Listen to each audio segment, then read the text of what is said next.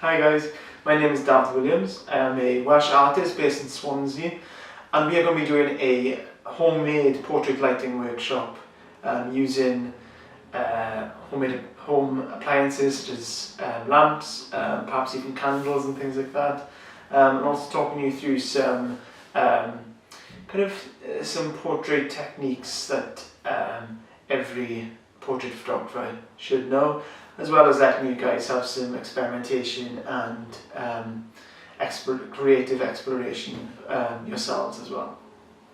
So guys, in terms of the equipment we need for the workshop, we are going to be using, what I'm going to be using, hopefully you guys have got something similar, a table lamp. It's just a simple short table lamp. I have got a freestanding lamp which is lighting me at the moment. I was overexposing my face. I have made some really quite nifty reflectors out of just tin foil and cardboard. You can see the cardboard on the other side there, and as you can see, it works quite well. You can see how it's reflecting the lamp light onto my face and just lighting that shadowy side of my face, which there we go. That's pretty cool. I've made some different size ones depending on what kind of results I want, and they're really cheap and really easy to make. You can use maybe cardboard from a cereal box or anything like that. Other light sources, your torches are really good. Torches on your phone are really good. So if you can use someone else's phone in your household, that'd be great. I've got some tea light candles. Of course, guys, when we're really, really safe with using these, obviously a fire hazard, so just be careful in how we are using them. And obviously some matches just to light them with. I prefer to use matches because I don't like to use lighters because it's extra plastic. So yeah, any other light sources you guys can think of, you've got hanging around, bring them with you and see what we can do with them. So the first lighting we're going to be looking at is Rembrandt lighting, named after the master painter Rembrandt. It's a similar lighting which he uses in his work, and you can see it's lighting from one side of the face, casting a shadow to the other, and really what you want is a kind of triangle on the cheek, similar to what we're getting here, just under the eye.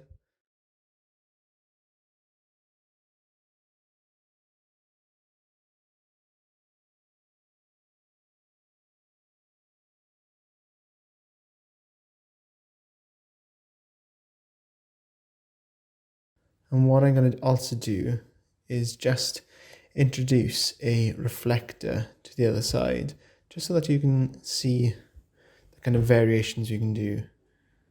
So you can see that makes quite a lot of difference and just brings out the shadows on the other side of the face, which works quite beautifully.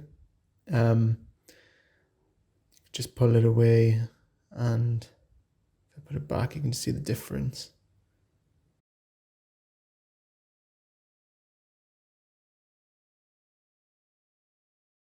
And then when you take some photographs like this, you can come out quite beautifully. An example of Rembrandt, and Rembrandt with a reflector. The next lighting we're looking at is a split lighting technique. So just moving the light from the Rembrandt 45-degree angle to a complete 90-degree angle to the side of the subject. And you can see that illuminates the side of his face whilst leaving the other side in complete darkness. Creates a really, really dramatic, high contrast look on the face.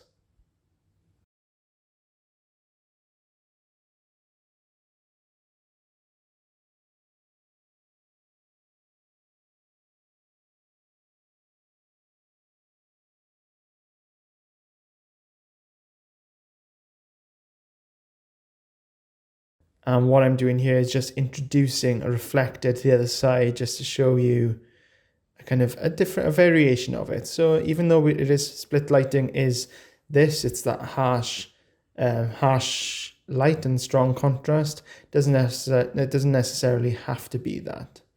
And what I'm doing as well is using a piece of card just to stop the light from hitting the backdrop, and that really makes it quite dramatic.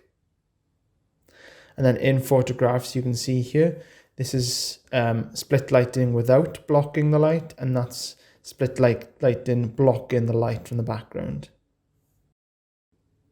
Now the third lighting technique we're going to be looking at is a butterfly lighting.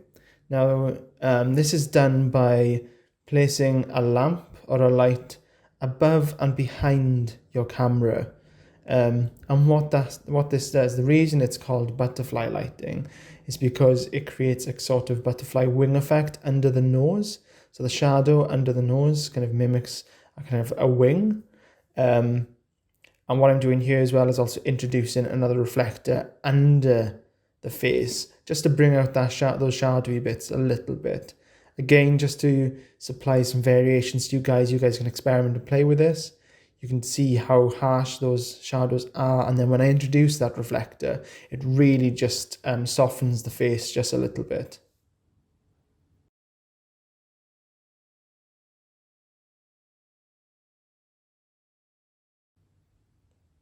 And in a photograph, you can get something looking a little bit like this. And see the butterfly effect under the nose as well. Now the last lighting technique I want to talk to you guys about is a personal favorite of mine. It's called loop lighting. So I'm lighting his face from kind of a 45-degree angle to the back and side of the subject, and then using a reflector on the opposite side just to bring out some light on that face. Depending on how strong your lamp is or your light source is, depends on how strong the reflection is.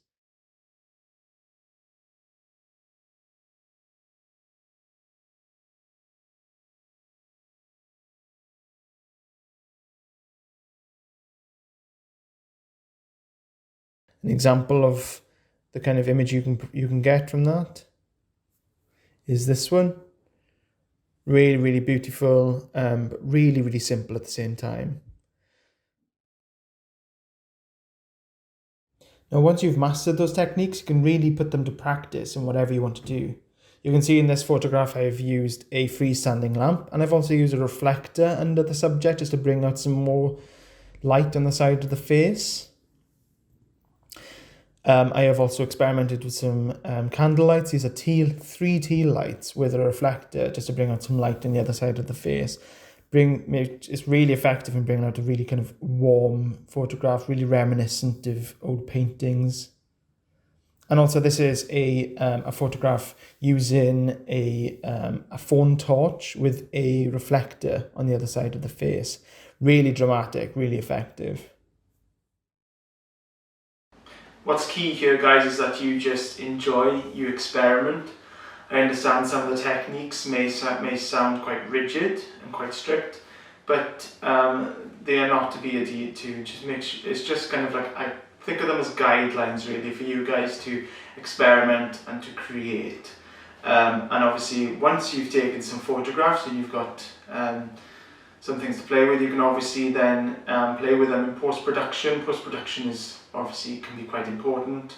If you're using your mobile phones, you've got some great applications. Even mobile phones have got some really good inbuilt photo editing software which you can use. For those using DSLRs, I mean there's some, again, really cheap or free photo editing software which you can download.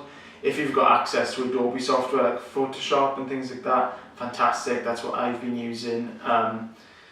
But all in all, just enjoy, be creative and have fun.